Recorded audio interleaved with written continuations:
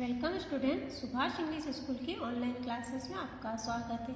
आज हम कक्षा 6 हिंदी सामान्य में पाठ 25 सेवा भाव है ना, जो सेवा की भावनाएं होती है उसके ऊपर पढ़ेंगे।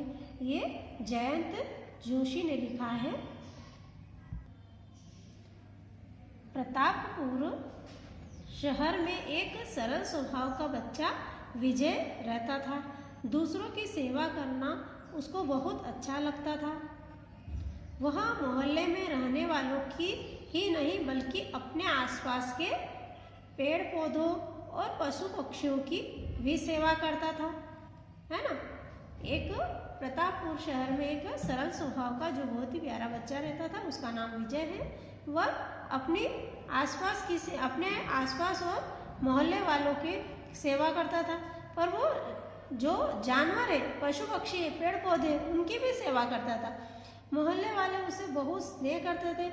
अच्छा बच्चा है तो सभी स्नेह करेंगे इसे, है ना। गर्मियों की छुट्टियां प्रारंभ हो चुकी थी। इन छुट्टियों में विजय अपने नाना नानी के गांव सूरजगढ़ घूमने गया।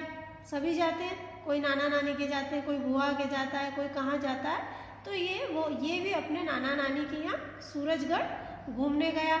वहाँ पर वो नाना जी के साथ प्रतिदिन प्रातःकाल घूमने जाता था। वह अपने साथ अनाज के दाने भी ले जाता था, है ना।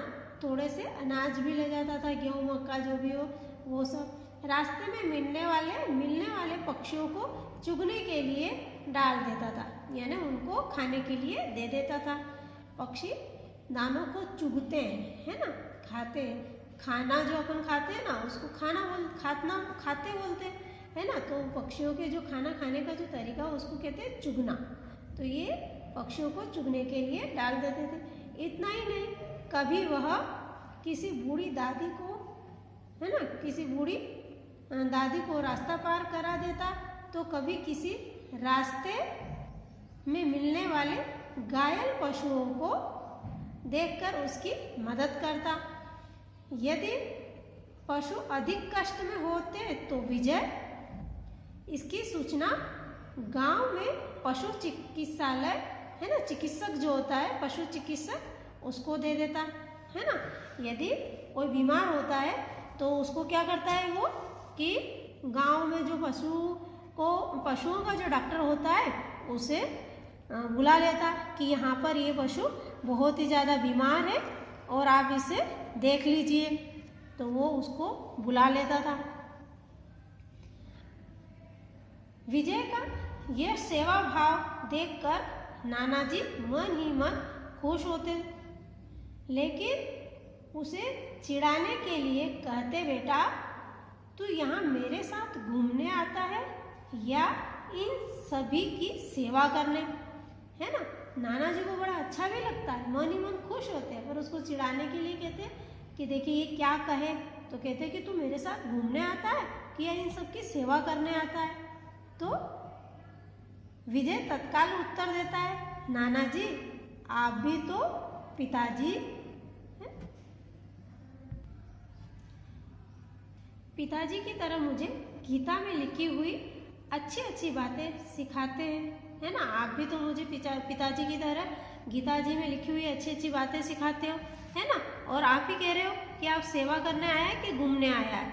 मैं उन्हें सीखने के साथ साथ अपनाता भी हूँ। आप जो सिखाते हो ना, तो मैं केवल उसको सुनता ही नहीं हूँ, मैं उसे अपनाता भी हूँ, वैसा काम करता भी हूँ, है ना।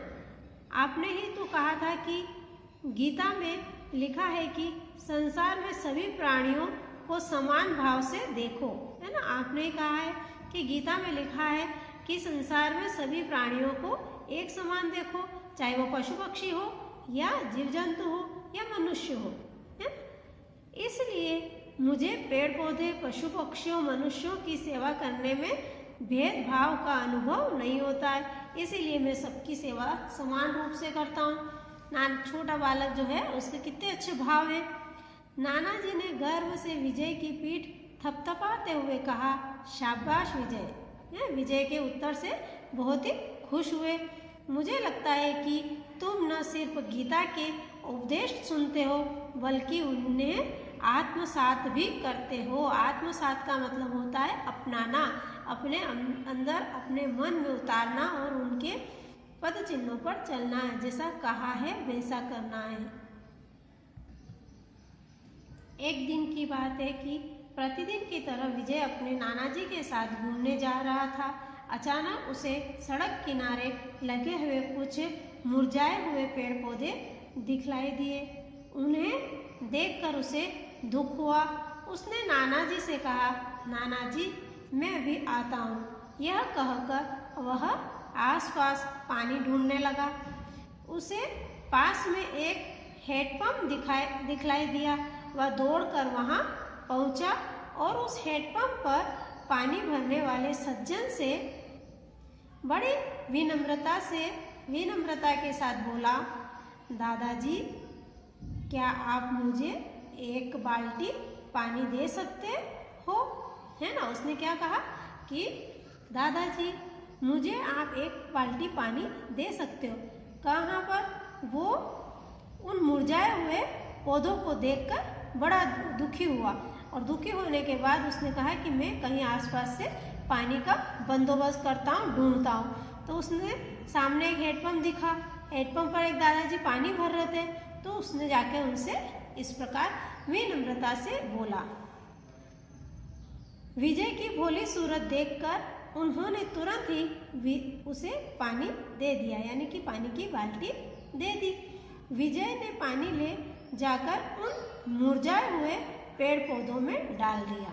क्या करा उसने तुरंत?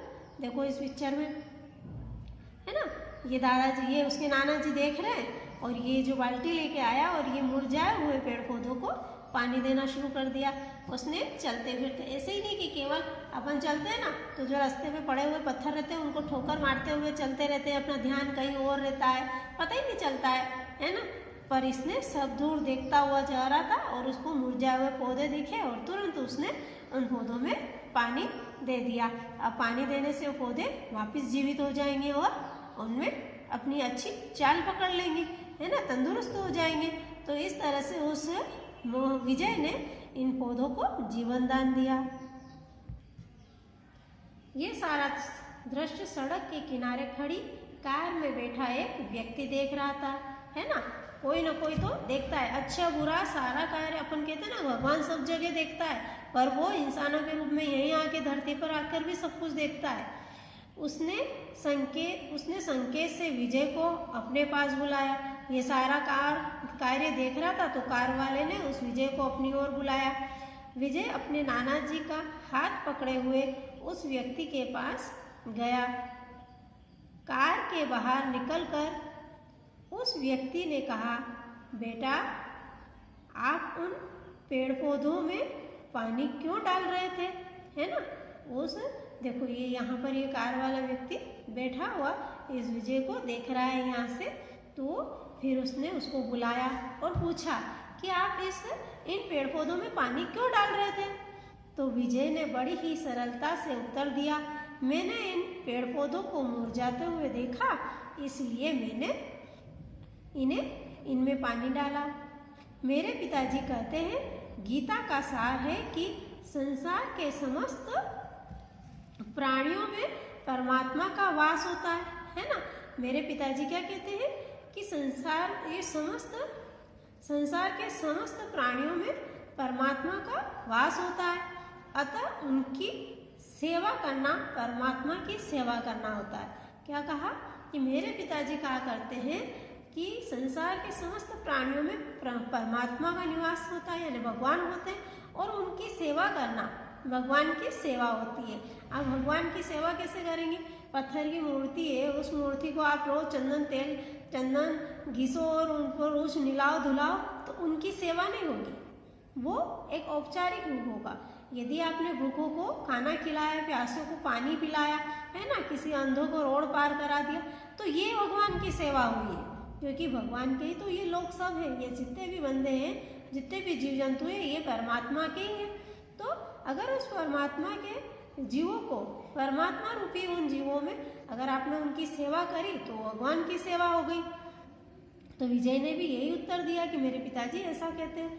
तो कार वाले ने क्या कहा, शाबाश बेटे। इतना कहकर उस व्यक्ति ने अपनी जेब से 50 रुपये निकाले और विजय की ओर बढ़ा दिए, है ना। कोई खुश होकर पुरस्कार देता है तो उस कार वाले ने भी 50 रुपये निकालकर विजय को देना चाहा।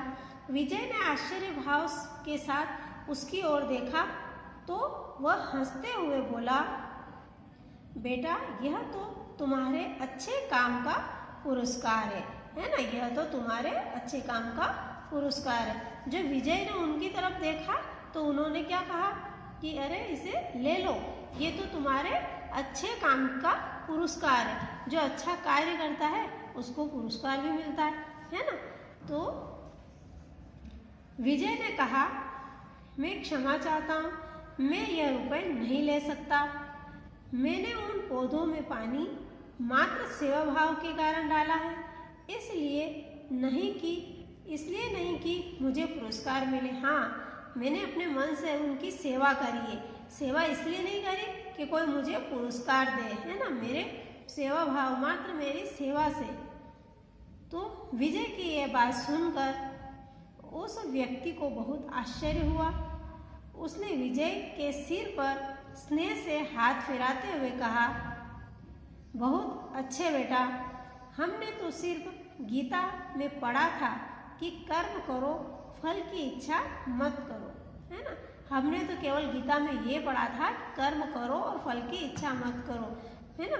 ऐसा उस व्यक्ति ने कहा, लेकिन तुमने तो गीता की इस सीख को अपने जीवन में अपना लिया। उसने क्या कहा कि हमने तो पढ़ा था कि कर्म करो और फल की इच्छा मत करो, और आप तुमने तो उस लिखे हुए को, उस सुने हुए को अपने जीवन में उतार लिया।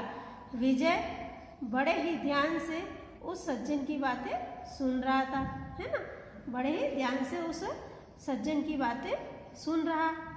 देखो ये इसमें इस पिक्चर में दिखाया हुआ है कि ये कार वाला व्यक्ति उतर के आया है ना, उसके नाना जी के साथ विजय खड़ा है और ये इसकी 50 रुपये देना भी चाह रहा है। विजय ने अपने हाथ को आगे नहीं बढ़ाया और वह उससे इस प्रकार बोल रहा है कि मैंने तो कर्म निस्वार्थ भाव से किया है, पुरस्कार के लिए नहीं किया है। विजय उस सज्जन की बातें बड़े ध्यान से सुन रहा था। वह सज्जन बोले, मेरा नाम धनिक लाल है। वो सामने आम का बहुत बड़ा बगीचा देख रहे हो, है ना। उस सज्जन ने क्या कहा कि मेरा नाम धनिक लाल है और वो जो बड़ा सा आम का बगीचा है ना, मैं उसका स्वामी हूँ, यानी कि वो बगीचा मेरा है। तुम्हारे निष्काम सेवा भाव ने मेरे हृदय को छू लिया है, यानी मेरा हृदय बड़ा खुश हो गया है। तुम्हारी ये जो सेवा भाव की जो भावना है ये मुझे बहुत ही अच्छी लगी। मैं तुम्हें स्नेहपूर्वक कुछ भेंट देना चाहता हूँ। इतना कहकर उस सज्जन ने अपनी कार में से आमों से भरा एक टोकरा निकालकर विजय की ओर बढ़ा दिया, है ना। देखो ये जो सज्जन है ये आम का टोकरा लेके आए और विजय को देना चाह रहे हैं। अब विजय क्या कहता है ना, कि वो ले लेता है या किसका इंतज़ार करता है। तो विजय की ओर बढ़ा दिया। विजय ने अपने नाना जी की ओर देखा। देखो एकाएक उसने हाथ नहीं बढ़ाया, पहले अपने नाना जी की अनुमति चाहिए, है ना। देखा, उन्होंने सिर हिलाकर उसे मौन स्वीकृति दे दी। नाना जी ने कहा कि हाँ, मन ही मन उनसे सिर हिलाकर कहा कि ले लो, क्योंकि जब 50 रुपये दे रहे थे तब उसने मना कर दिया था। तो उस धनिक लाल ने अपने आमों से भरा एक टोकरा उसको देना चाहा। तो उसके नाना जी की ओर देखा कि नाना जी लेऊँ कि नहीं लेऊँ। तो उन्होंने कहा है कि ले लो, है ना। तो मौन स्वीकृति दे दी। विजय ने आमों का टोकरा लेकर उस सज्जन को प्रणाम किया और अपने नाना जी के साथ वापस घर की ओर चल दिया।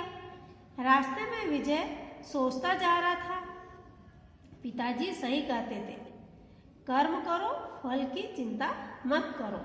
क्या सोचता जा रहा था कि पिताजी सही कहते हैं कि कर्म करो और फल की चिंता मत करो। आज उसकी सीख का परिणाम है कि मैंने तो बिना इच्छा के ही सेवा की थी, है ना। जबकि उसका फल मुझे इतना अच्छा मिला।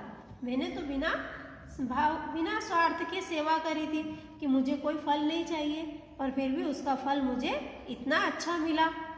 रास्ते में विजय को बहुत सारे बच्चे मिले, जिसको विजय ने आमों वाले चाचा जी से प्राप्त आमों को सभी में बांटते हुए घर पहुंचा, है ना।